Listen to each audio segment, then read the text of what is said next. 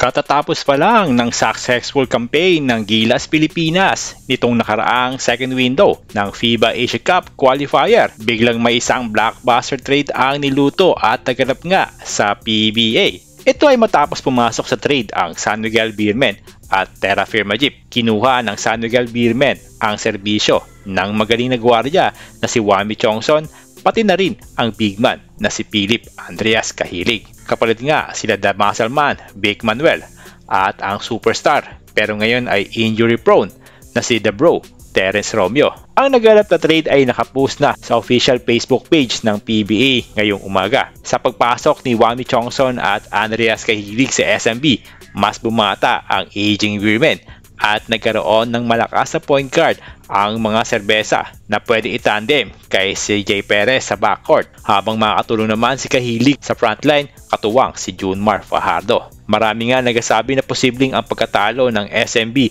sa Ginebra noong semis ang naging dahilan kung bakit nila kinuha ang dalawa, kung saan kinain lang ng backcourt ng Ginebra ang mga gwardya ng SMB habang walang katulong si Fajardo sa inside shaded lane na naging problema ng Beermen noong semis.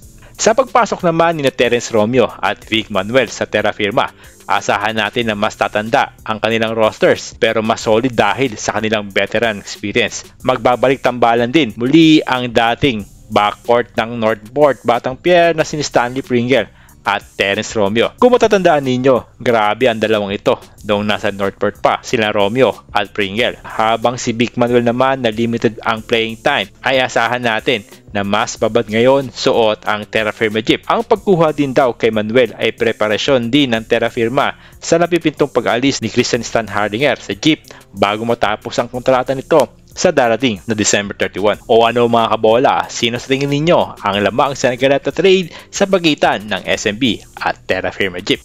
Tara, pag-usapan natin yan! Mag-comment na rin kayo sa comment section at huwag nyo na rin kalimutang mag-subscribe sa ating channel para lagi kayong updated sa mga basketball news.